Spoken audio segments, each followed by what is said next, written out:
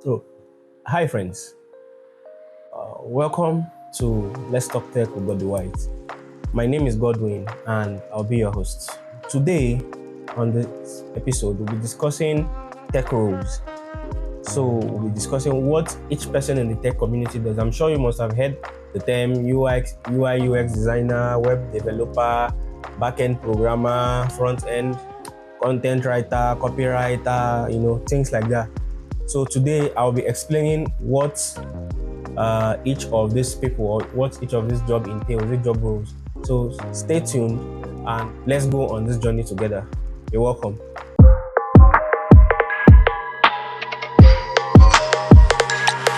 So back to what I was saying. Now in the tech industry, there's a role for everybody. Believe it or not, there's a role for everyone. One person cannot do all the jobs. That's just the truth. One person can't do everything. So in that, because of that, we now have roles that people play to make it easy. Let's start off with the most common one that a lot of people hear about: programmers. What do they do? How do they operate? How is their world? So that's what to talk about. So programmers, who are programmers? So a programmer is someone that instructs the computer on what to do and to get a desired result. So all the apps you see around you, your Facebook, your Twitter, your Instagram, the softwares you see on your ATM, your POS, all those are done by programmers. So programmers are those people responsible for the products you use. In that programming world, there's still roles that are assigned to people. So you've heard of back end, you've heard of front end, you heard of full stack. A front end engineer, just as the name implies, front end, is someone responsible for what you see on a mobile app or a website, as the case may be, or a software. Back end engineer is the person responsible for the logic. Now we'll have the front end and we'll have the logic, but the back end engineer is the one that connects what the front end engineer has done. Is the person that gives it the logic to give you that desired result that you're looking for. That's a back end engineer. So a front end engineer is responsible for what you see. A back end engineer is responsible for the logic of what you see, how it works, how it connects, how they all connect, how they work to give you a desired result. A full stack engineer is someone that can do both. During your training, if you are going to programming, at some point you do some courses here and there on full stack programming, because there's some projects that will require you to do both. But most of the times, people specialize. Some people specialize in back end, some people specialize in front end, and they're full stack engineers that can do both and do it very well, do it efficiently. There are people that can do that. But again, this channel encourages you to learn at your own pace. So we've established what a back-end engineer does and what a front-end engineer does. So someone asked me, then who is a web developer? Who is a mobile app engineer and all that? Calm down. They are the same thing. A website developer will mostly work with things like, you hear things like HTML, CSS. So that's mainly used for front end of a website. Now you start hearing things like MySQL. So that's when the website needs to take data, which of course the website will take. So they now combine the two to give you a website, or Java, some Java frameworks that will be used to build a website, or PHP, depending on the particular project. So a website developer or a web developer falls under the category of a programmer, because the person is a programmer, because you're writing codes. Now the person that develops your mobile app, Android app or Apple app or whatever, is also a programmer, because you are instructing the computer on what to do, on what to generate. So all these guys, they fall under the category of programmers. The next tech role, major tech role, is cybersecurity experts. So what do they do? What is cyber? Cyber is just simply online, or anything online, anything that is tech related. So these guys are people responsible for security of an organization's information, or even individual information, or a client's information. So they assess threat levels, the access to make sure that no one is trying to hack into the system, no one is trying to steal information from them, no one is trying to do any malicious thing on any given system. So when I mean system, like information set in a company, let me use the bank as an example. Of course, you know that people are always trying to look for ways to attack a bank to steal money. Yeah, but the job of a cybersecurity expert is to make sure that that doesn't happen by assessing the threat levels, assessing mails. So if you work in a bank and you have a personal mail, you can't use your personal mail for banking documents. You rather you use a bank issued mail. So Godwin at xyzbank.com or whatever. I can't use my personal mail while working for an organization, because someone can send a virus to my personal mail, but you can't do that with you can't do that using a bank mail. It's difficult to, because why? These are the job of the cybersecurity expert, is to make sure that things like this don't happen. So they assess all information going in and out. They know when someone is trying to play smart. So they do a lot. Not just that, they prevent attacks from happening on some kind of websites.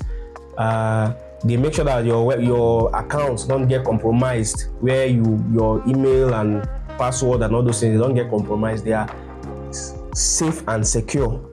That's their job. They make sure that the information reaches the right person. People are not able to intercept information. So I'm sending a mail to Mr. A, and maybe that mail contains sensitive information, because of course people will want to try to get access to it. But the job of a cybersecurity expert is to make sure that the mail gets to the desired destination. There's no break on the way, or there's no compromise. And even if there's a compromise, they know and they take steps towards rectifying it. You understand? So that's the role of a cybersecurity expert. Like I said, with time, subsequent videos, we are going to dive deep into each of these roles. So that if you're not understanding, or if you feel like I'm in a hurry now, don't worry. There's nothing to worry about. I'm here for you. We are here. So we're going to take our time, make videos dedicated to each of these tech roles, so that you understand what they do, so that you choose a career path, you choose what is suitable for you, so that you don't just follow the crowd and not get anything at the end of the day. You know, jack of all trades, master of none. So that's the purpose of this channel. Please, if you have watched the video to this point, it means you are really enjoying it. Kindly leave a like, comment, and share. And also, if you have any questions, please feel free to write to my mail, which will be displayed on your screen right now, or leave it in the comment section, and I promise to answer it in our next video. Network engineers or networkers, network managers, system administrators, network administrators, whatever you call them. So what do they do basically? So these are the guys responsible for the movement of information from one end to another. So what do I mean?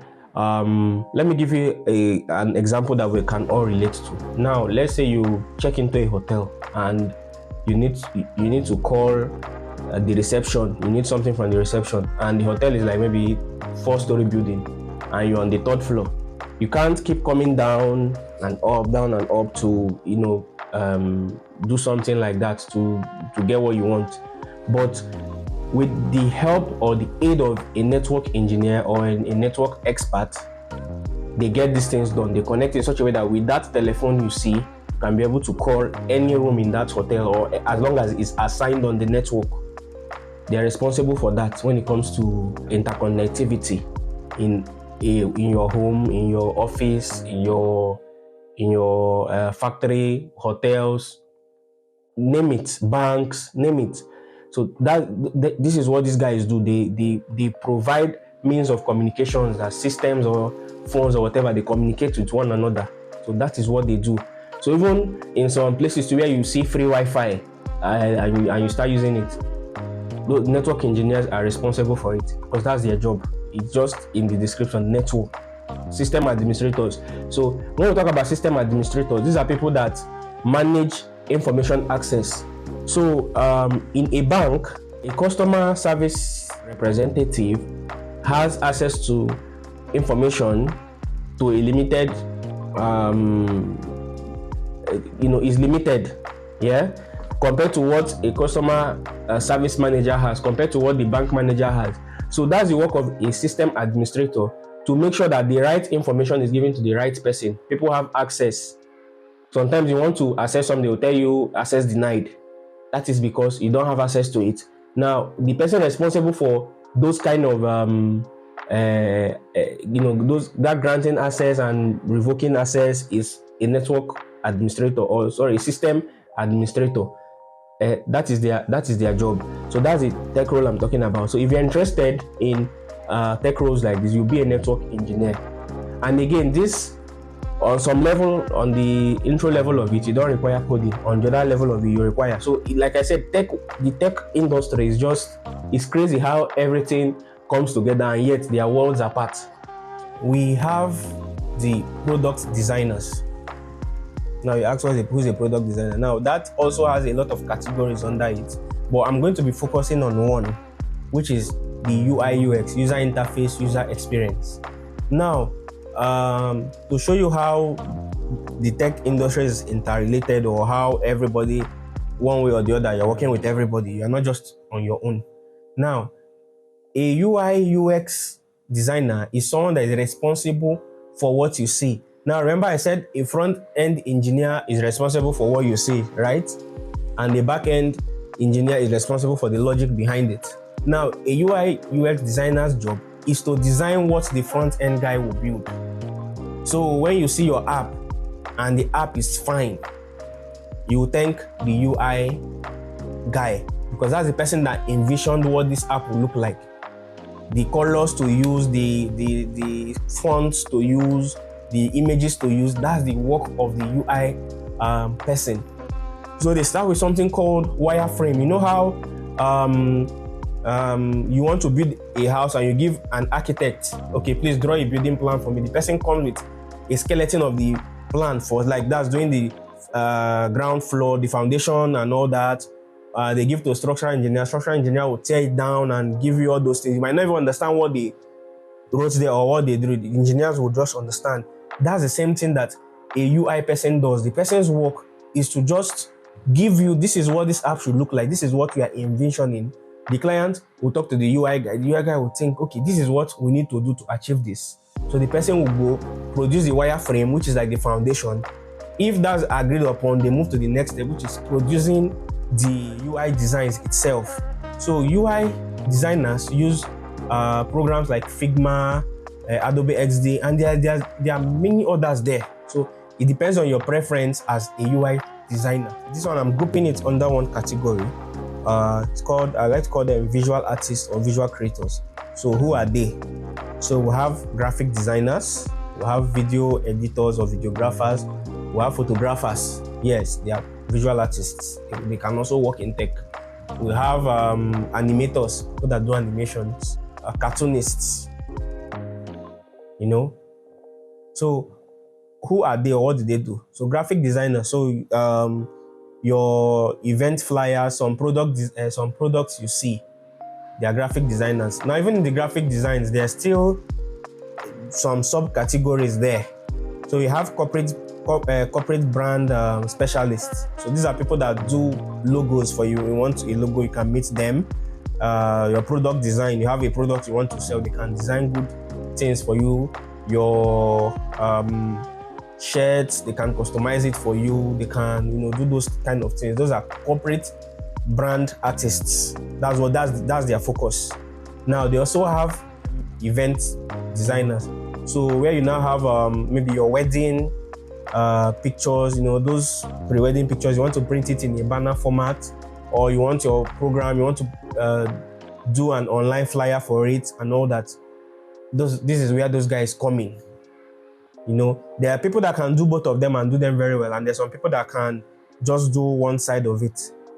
It depends. Now we have photographers, because who they are. They have photographers and they have photo editors. There are people that their job is just to edit. They don't know how to hold a camera, to adjust lens, to do autofocus or ISO or whatever. They don't know how to do that. But when it comes to editing, my God, they will wow you. Now there are videographers, the same thing. Some people that are good with cameras, and there are people that they are good video editors using tools like Premiere Pro, After Effects, Wondershare, Filmora. There are plenty of them. Even now that AI has come up with vid.io, captions, CapCut, InShot, there's plenty of them, video editors. That's what they do. Now, I talked about animators, so people that for the movies that we watch, this and the cartoons that we watch. Let's talk of cartoonists.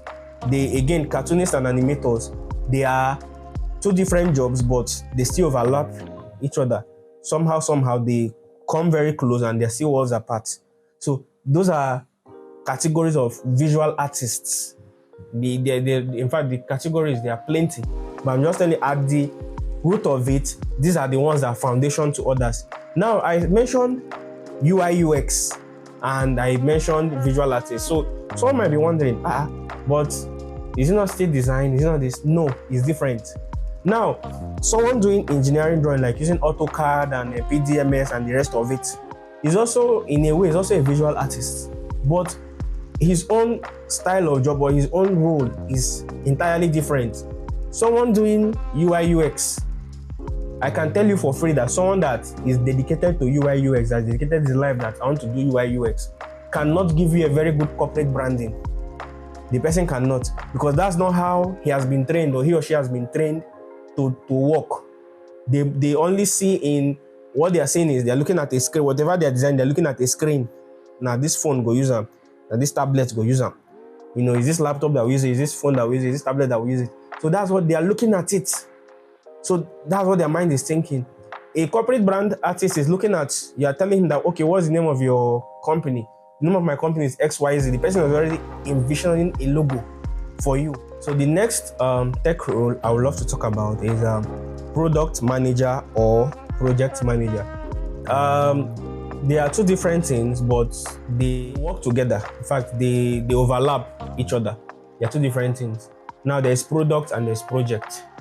Let me give you an example with Bolt. For those of you familiar with Bolt or Uber. Now, Bolt or Uber is the product. That's a product manager. So that is a product that's already established. So you need someone to manage it. So manager is like day-to-day running of that app, making sure that everything is up to standard, making sure that there's no issue. Then the project manager is someone that is responsible, or someone that was responsible for bringing that app to fruition, making sure that it got to the point where people are hearing of the app. That is project manager and product manager. So what do they do? So a project manager, a PM in this in this context, is someone that is responsible for making sure that the developers, everyone working on that project keeps to time, making sure that the project does not go out of budget, making sure that the customers' demands are met, and also making sure that the developers' interests are also met. Then the person is also in charge of communications between the client and the development team and whatever other team, maybe marketing team, sales, and all that. So that's the work of a project manager. So you don't need to even know how to code. Some of these things I'm even saying, some of like UI, UX, you don't need to know how to code. Rather, you need to know how to draw using the computer. So, but for project managers, you don't need to know how to code or do any of this. But there are tools that project managers use, like you heard things like Asana, Jira, Monday.com, ClickUp, Slack, Trello. There are plenty. There are plenty. You understand? That people use to get this done. So that's the work of a project or product manager. Now, there's also community manager. So you've seen Uche from Bolt. You've received such emails before. Aisha from Carbon, Efe from Fair Money. Those are community managers. It is not an AI sending that mail to you. It's not AI. It's not a computer. It's someone that's sending it to you, but they customize it in such because of email listing and all that. With time, we'll get to that, or how to create those kind of mail listing that it carries your name personally. We'll get there, but that's the work of a community manager. The person is in charge of a community. So we have customers. The person is in charge of making sure that the customers' needs are met. The customers are updated on the newest products, features, and all that. If there's any issue, they meet with the community manager first. So community manager can also serve as customer service manager. So like all these roles, all these managerial roles, project manager, product manager, community manager, they all overlap each other, because at the foundation of it, all of you are doing the same thing.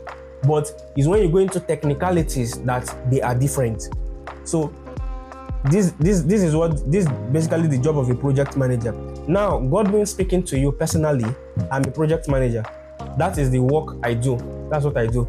But I know programming. I code. I write codes. I wouldn't call myself a beginner. I would say maybe I'm an intermediate. But I write codes. But I prefer doing project management because, one, it helps me to meet people, a lot of people. It helps me to understand how people think, it makes me also understand how best I can do my work, because I'm reading the energy of you, of this person. At the end of the day, it now becomes a collective effort.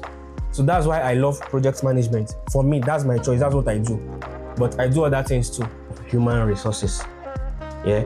The people responsible for hiring, firing, whatever, transition, conflict resolution, trying to resolve customer issues and all that. So I'm going to group it under that.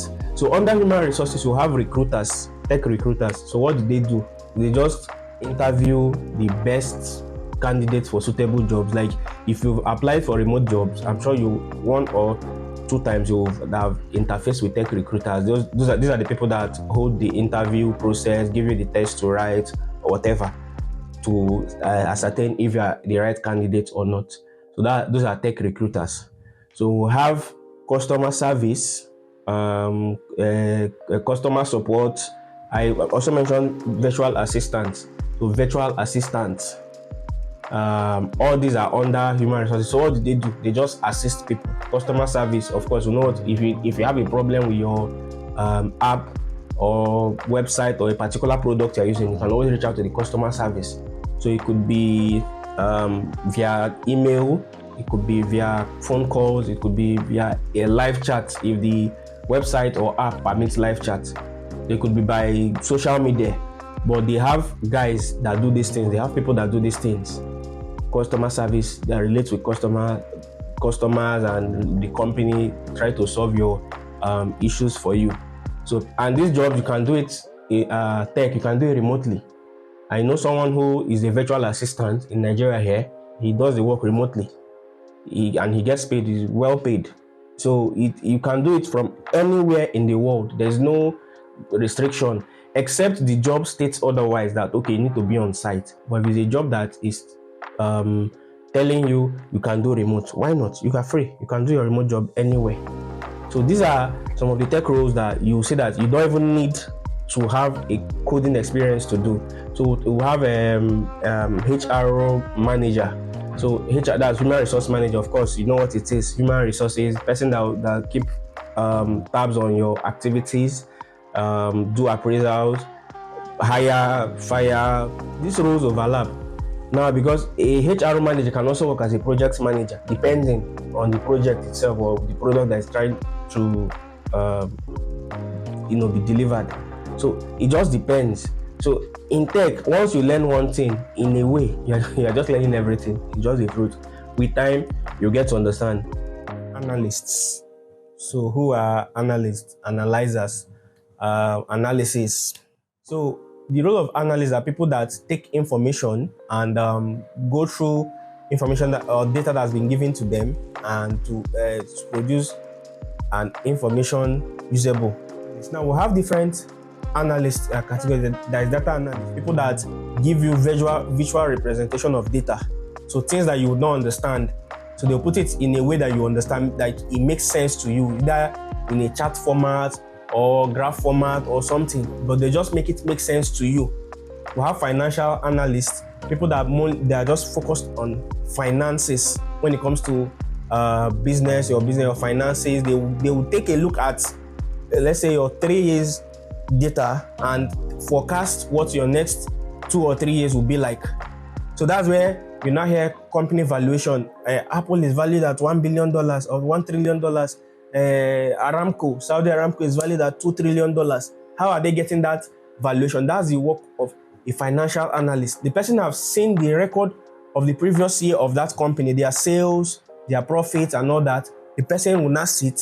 The person will not calculate the total assets that they have, their debts, and everything. The person will not say, okay, all this, after all the checks and balances, minus and plus, multiplication, division, and everything, this is what this company is worth. You understand? So that's the work of a financial analyst. I've talked about data analysts, I've talked about financial analysts. There's business analysts. So business analysts are people that you consult for your business. So you want to start a farm, you need to consult someone that has experience in farming, or someone that has run a farm before, or managed a farm before. So that person can come in as a business analyst. Person will come and advise you on the best way on which you can run your business, so you don't run into a loss. Because most of us, especially in our country here in Nigeria, we just wake up, I feel like doing this thing today, and that's it. No prior research. You don't research, you don't read. We don't read nothing. We just start, and before you know, business has closed. Business don't close. You not start calling village people. No. So you need to employ the services of a financial analyst, a business analyst, people that will come and take a look at the data available to them and advise you on the best course of action. Virtual assistants are people that work, basically do the work of a customer service agent or like a secretary, but you just do it from the comfort of their home. So I will still want to classify it under the role of analyst, because they also do some jobs here and there that can be seen as the work of an analyst. Now, that's the beautiful thing about tech, the tech industry, the information technology industries, that you are doing one particular job does not limit you. It gives you an insight on how every other tech role operates. Like me, like I said before, I'm a project manager, but I know how to program. I have little knowledge when it comes to designs. I know how to do it. I've taken a professional course in financial analysis, but nothing concerns me. Like, I'm not an accountant, but I know how, at least to the basic, I can do some basic accounting stuffs here and there. You understand? So when you work, that's the beautiful thing about working in tech. It opens your mind. That's why I said in our previous video, you need to have an open mind. It opens your mind to a lot of possibilities. You are doing one thing, yes, but you have an idea of everything around you. You know how they work. You at least the basic knowledge of it. You know how it works. So that's the role of an analyst. So it depends on what the person is doing for you. You have the data analyst, people that are in charge of data to give you good information that will make sense to you. You have the role of a financial analyst. You have the role of a business analyst or business intelligence officer, depending on what you want to see. There are websites, there are links that I'll be dropping very soon that will lead you to where you can take some of these courses for free, like absolutely free. Just go get certified, just do it, get certified. So these next set of roles, I would like to group them under one. That's writing and marketing. So what I mean writing and marketing is, you've heard people say, I'm a content writer, I'm a copywriter. So basically what they do is write, like it's just in the name, writer. So you give them a topic, an article, they write a beautiful piece on it. Writers, they just write.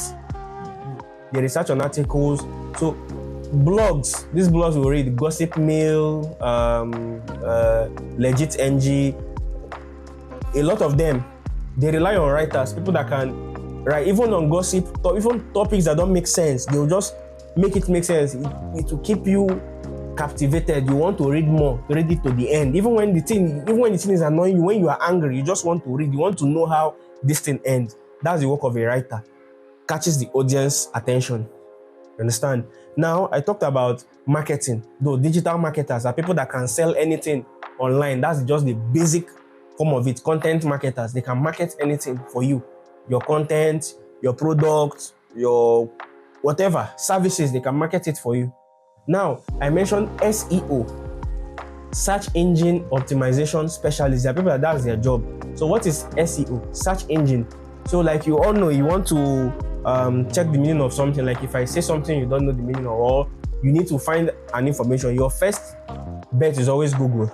They use keywords to make sure that their website or app, whatever, ranks so that whatever they search or whatever product they're trying to sell or they're trying to work on, whenever you search it on Google, you would just see it there. You don't need to stress yourself to start looking for it.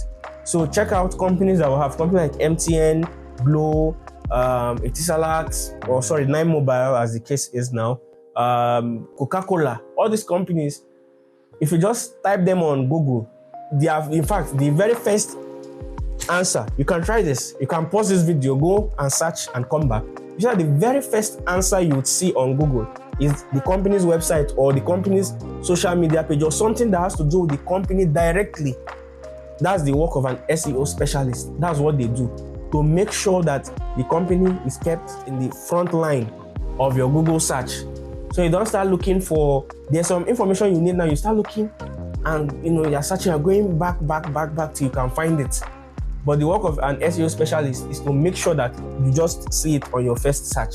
So that's the job of an SEO specialist. As you can see, I've tried to just give you a working knowledge, a working understanding of what each tech role, what they do or how they operate.